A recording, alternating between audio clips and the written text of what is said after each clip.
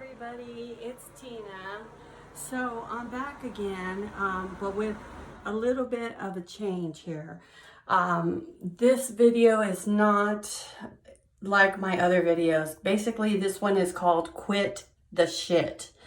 I have seen the problems going on, all the rioting and the looting and the protesting. And don't get me wrong, everybody has a right to protest peacefully, not protest while they're looting and beating each other up and killing each other and killing officers just because they're pissed at what some officers did. Now, you can't blame all officers for what some officers did. That would be like blaming all black people for the acts of some gang members, and that's not fair. Or blaming all the Mexican people for the act of some gang members and Asians, and the list goes on and on.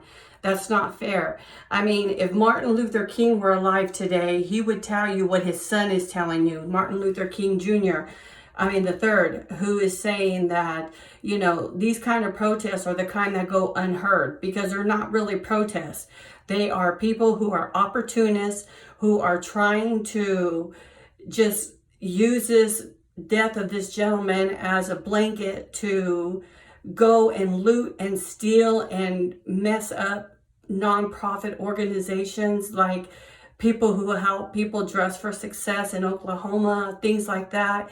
I mean, what does that all have to do with the fact that one or maybe even three police officers did not uphold their oath, who did the wrong thing?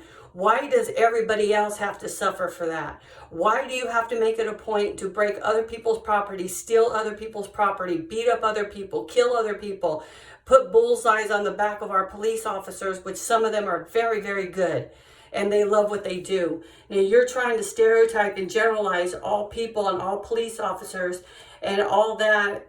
And that's just wrong, because you should know, if you have even half a brain in your head, that that's not the right thing to do, nor is it the most ethical thing to do, and it's not legal. You all are using this protest and everything as doing things that would normally be illegal and unlawful, but yet you're using this protest and stuff to do things that you're going to get away with because everybody's working in a mass. It's like the wolf pack effect, when dogs or wolves are in not to say y'all are dogs or anything, but when they're in a pack, they have a pack mentality that gives them a strength that they're not used to, so you all really need to take into consideration what you're doing here. Martin Luther King III said that this kind of protesting are the kinds that go unheard. I know that Dr. Martin Luther King Jr. is up there in heaven right now with tears flowing down his eyes, because this is never what he taught his people how to protest. Even in the midst of all the adversity that he faced during those times, which was way worse than what we're experiencing now.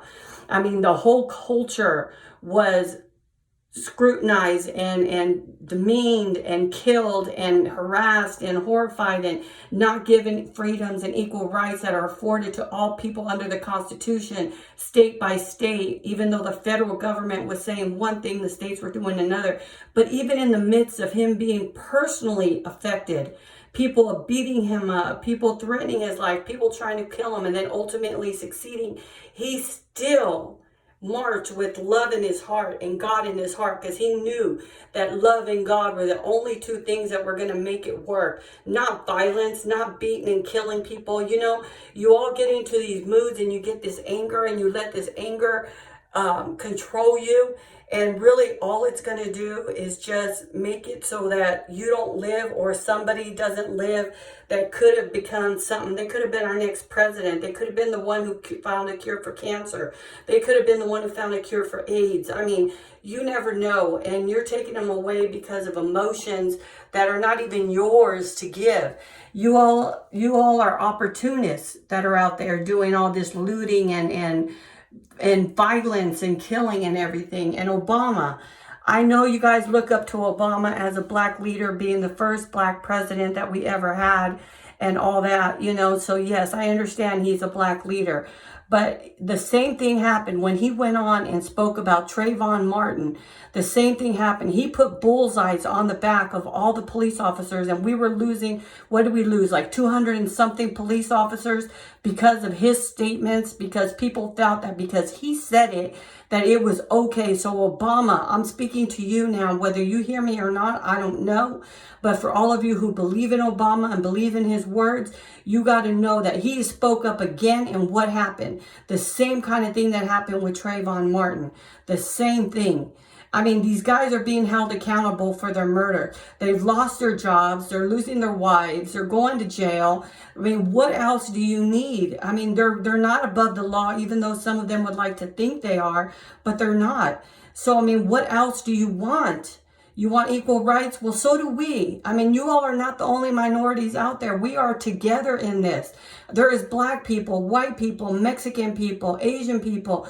Everybody's out there looting and pilfering and protesting. And protesting is fine as long as it's peaceful and it doesn't interfere with the harmony and the lifestyle and the serenity of another person.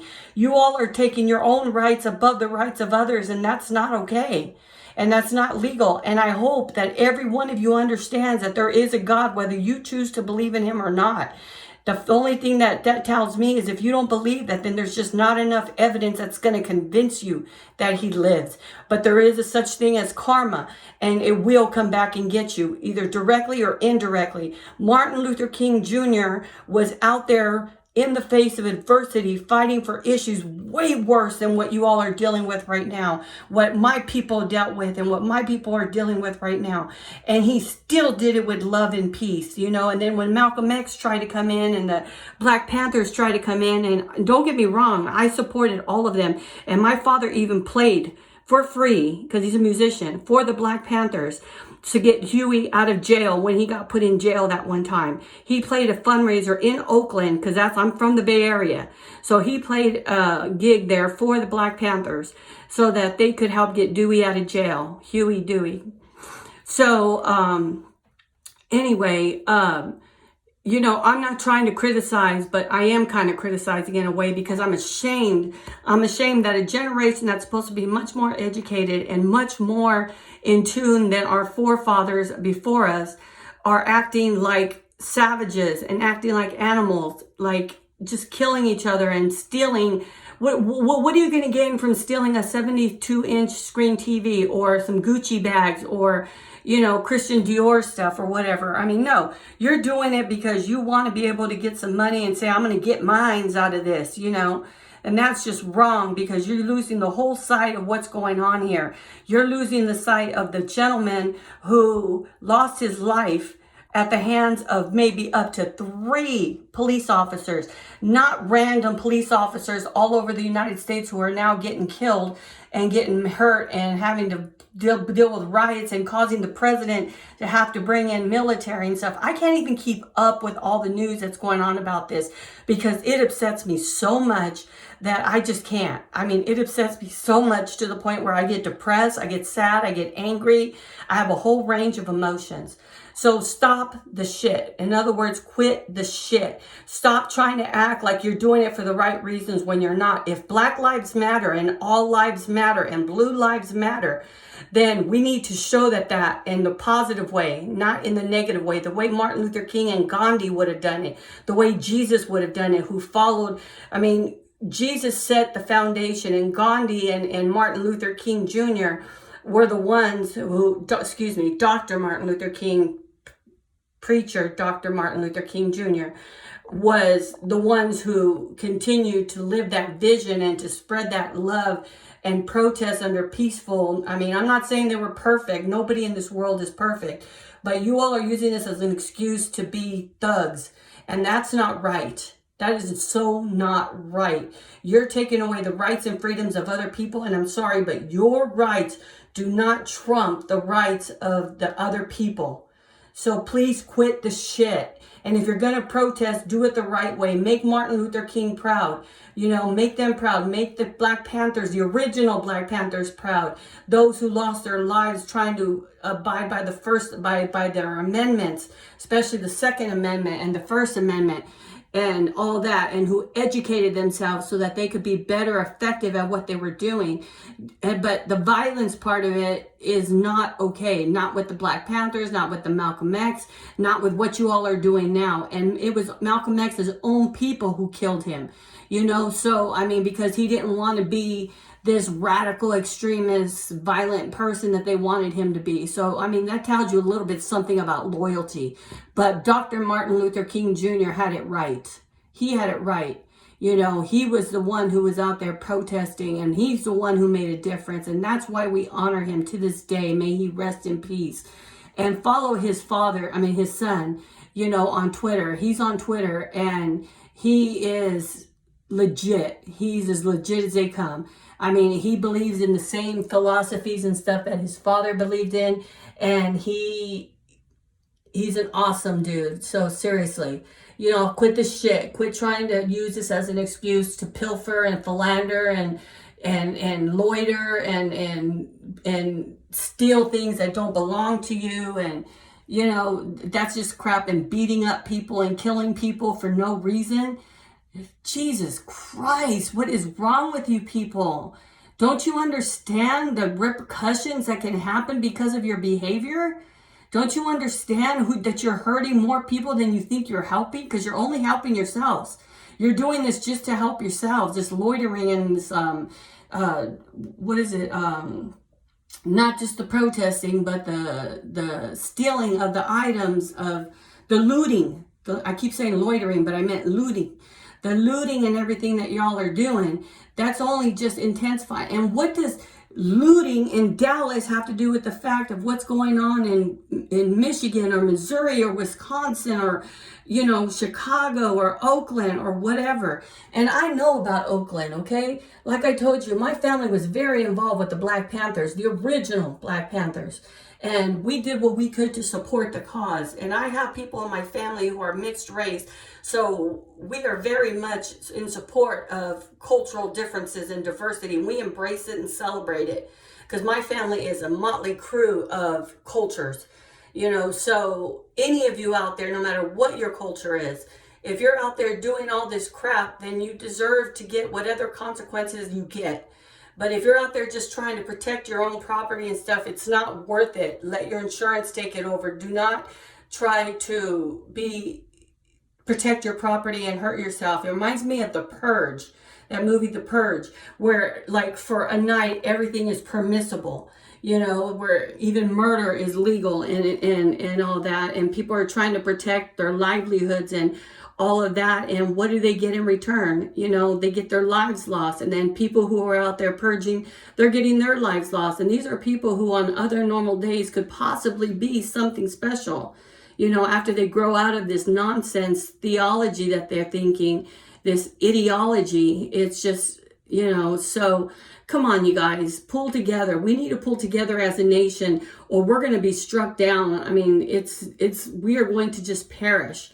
And then everything that you think you're getting now, all this fast money and this fast, you know, excitement and these rushes you're getting from these protests and whatever. I mean, what else do you want? The wheels of the justice system are turning. He was immediately fired. He was immediately arrested. He's doing time. His wife is divorcing him. His life is falling apart. He did wrong. No doubt he did wrong. He should have never done what he did, and neither should the police who just stood by and watched him. But y'all have to be better than that. Follow Dr. Martin Luther King Jr., you know, the Reverend. Follow his ways, his peaceful ways. Look to his son for more guidance.